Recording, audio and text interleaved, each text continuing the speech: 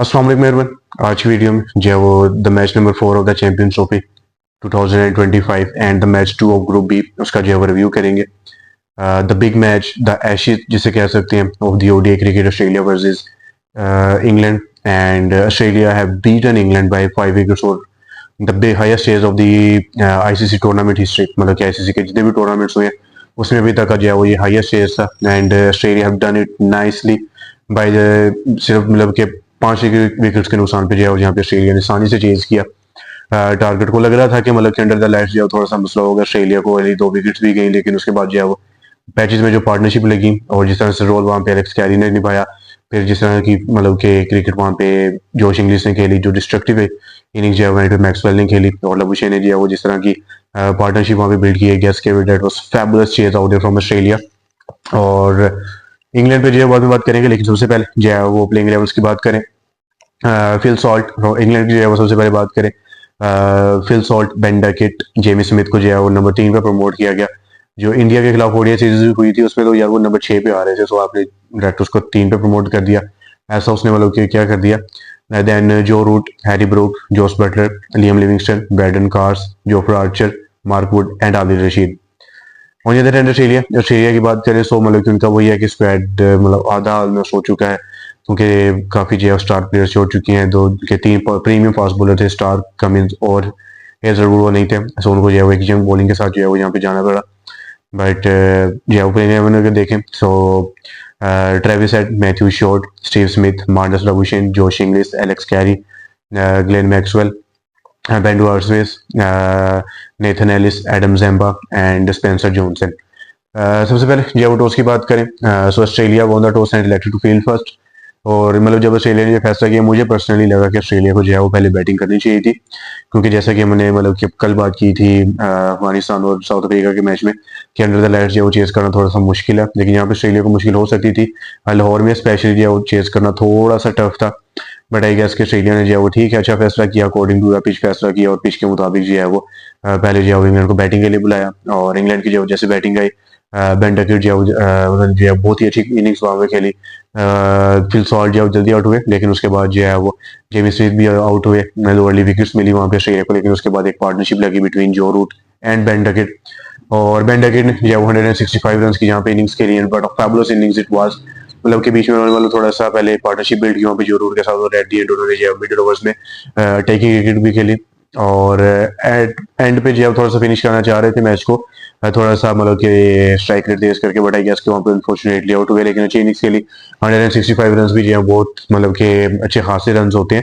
So I guess कि उसके बाद जो रूट उनको जो नंबर 4 पे भेजा गया, और उन्होंने भी जो अच्छी खासी इनिंग्स वहाँ पे जो है वो बिल्ड की, और बेंडर के साथ जो है पार्टनरशिप बिल्ड की। 68 रन जो उन्होंने वहाँ पे स्कोर किए, 50 स्कोर किया, and is back in the ODI cricket. और मतलब एक क्वेश्चन वहाँ उठाया जा रहा था कि भाई Joe Root in the ODI format again, but यहाँ पे जो है उन्होंने बहुत अच्छी इनिंग्स खेली।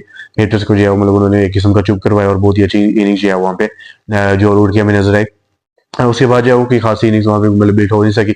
हैरी ब्रूक, उनसे बहुत ज्यादा उम्मीदें हैं अभी तक जो है उनका कोई मतलब कि हमें ओडीआई की में जो है वो खासा रन मतलब कि कोई बड़ी इनिंग्स अभी तक देखने में मतलब नजर नहीं आई है। सो उसके बाद जो बटलर है वो भी जल्दी आउट हुए। लिम लिविंगस्टन ने उन्होंने शॉट लगाए, और एट दी एंड मतलब उनका वही रोल है कि आना है और एकदम से जो है वो बस पावर हिटिंग करनी है, सो उसमें जो है वो शॉट लगाते लगाते वो वहाँ पे आउट हो गए। ठीक है, उनका भी कसूर नहीं है, लेकिन at the and Jofra Archer ने जो है वो एक दो बाउंड्रीज लगा के एंड इंग्लैंड जो है वो कर कराते 351 तक पहुंचा, और लग रहा था कि मतलब कि 350 60 तक जाएंगे। बट बीच में ऑस्ट्रेलिया ने जो डेथ ओवर में बहुत अच्छी बॉलिंग की, लेकिन उसकी वजह से जो है वो इंग्लैंड 351 तक ही रुका। But 351 it was a huge target out there for Australia. और ऑस्ट्रेलिया की बॉलिंग जो है वो ये है कि इनएक्सपीरियंस्ड बॉलिंग है ऑस्ट्रेलिया की, जैसा कि हमने सोर्स एनालिसिस में भी बात की थी। नेथन एलिस हैं, उसके बाद स्पेंसर जॉनसन है, फिर बेन वार्सियस हैं, एडम जेम्पा, इससे थोड़ा सा एक्सपीरियंस है। सो आई गेस कि एक थोड़ा सा वो मसला है कि शायद ऑस्ट्रेलिया ने ठीक है ये मैच तो अपनी बैटिंग की वजह से जीत लिया है, बट बॉलिंग की वजह से हो सकता है अगर आपकी बॉलिंग बाद में आती है, अगर आपकी बॉलिंग को डिफेंड हो करना होगा कोई टारगेट, तो उसमें जो है ऑस्ट्रेलिया को मसला होगा, क्योंकि यंग बॉलिंग है, इनएक्सपीरियंस्ड है, और उसमें जो है वो मतलब कि ऑस्ट्रेलिया के लिए वो इतना हासिल कर नहीं सकती। ऊपर से पाकिस्तान की पिचेज हैं, सो मतलब कि सीधी पिचेज हैं, तो उसके ऊपर थोड़ा सा मसला होगा ऑस्ट्रेलिया को। उसके बाद जैसे जो चेस की बारी आई, ट्रेविस हेड, शुक्र है कि उनको जोफ्रा आर्चर ने शुरू में ही आउट कर दिया, कैच एंड बोल्ड हुए, लेकिन उसके बाद मैथ्यू शॉर्ट ने उन्होंने अच्छी इनिंग्स खेली, क्विक इनिंग्स जो है उन्होंने वहाँ पे 63 रन की खेली, और स्टीव स्मिथ जल्दी आउट हो गए।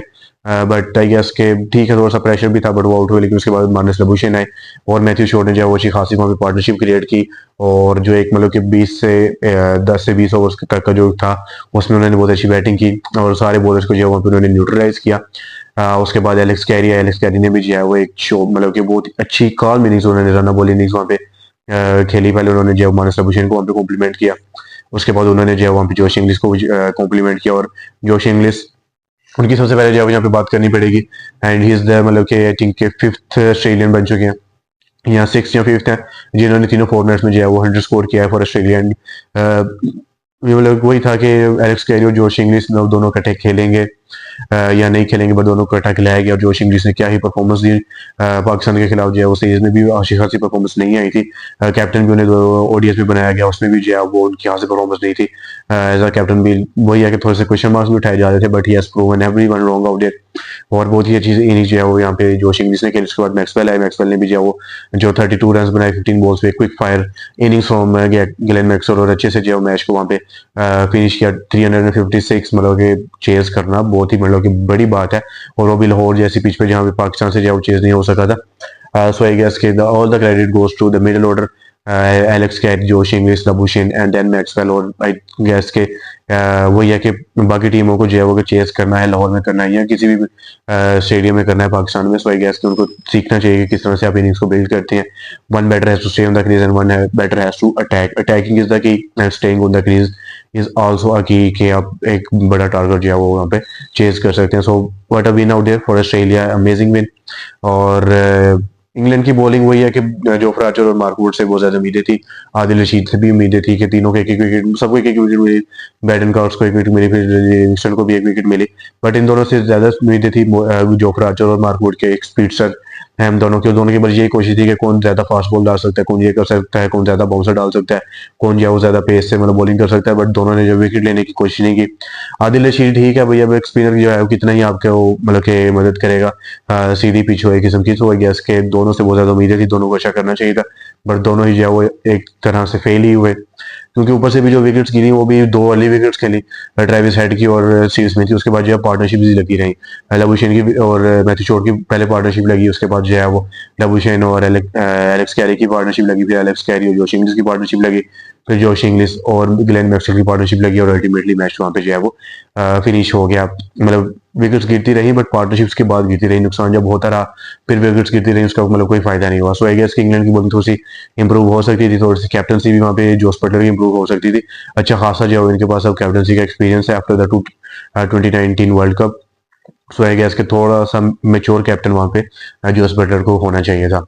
And congratulations to Australia for chasing the highest target in the ICC tournaments. And मतलब कि वही है कि इंग्लैंड को आगे देखना पड़ेगा, और ग्रुप मतलब कि बहुत ही अब इंटेंस हो चुका है, group be specially.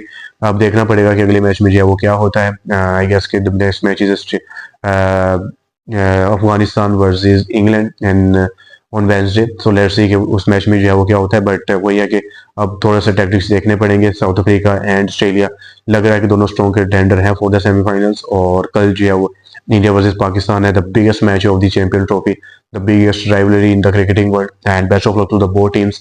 And first of all, the last congratulations to Australian cricket team.